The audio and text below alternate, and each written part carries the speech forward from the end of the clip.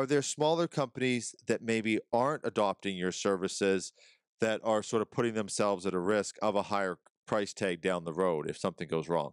That's a hard one to answer, but we do some smaller businesses, but not a whole bunch of them. Yeah. Not Well, we cost do. effective? Sorry, let me just hop in here. Yeah. We do. It is viable for a small business. Okay. Or a smaller project or whatever it might be. So, for instance, we deal with Georgia Pacific and their wood mills. Um, so we do like the forestry industry as well, which obviously Okay. doesn't have nearly as many substations as an underground mine. We do surface work for just some mines. We do like power departments and that kind of situation. It just depends, kind of if this it saves money for the customer and if it's a viable solution for them. It works in all aspects. In like like our municipality could use it and it would save them money. It's just a case of like if we're mobilizing down to Nevada, right? Like the key is just to kind of round everybody up so that everybody's covering the mobilization and it's not just stuck on one small mine or one small operation. So the key is to get us while we're in your area and then we can Right. kind of double down. Right.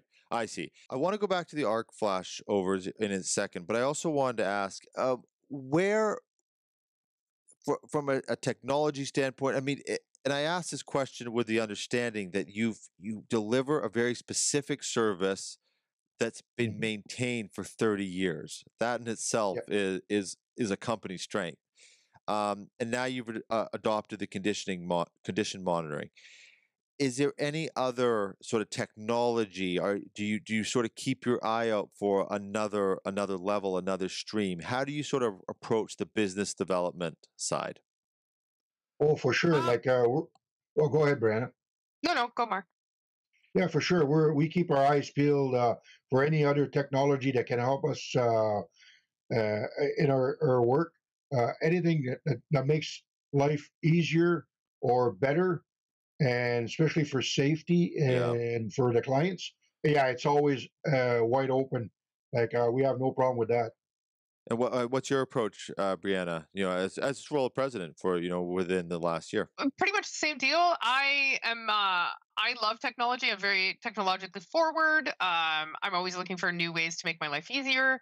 And my guide's life easier. So we're constantly looking for new items that we can add into our repertoire, that we can expand into, that maybe we can absorb into Highvec and then have like a different stream so that when we do arrive on site, we can solve a multitude of problems. Right. Yeah, It's not an easy thing to do, though.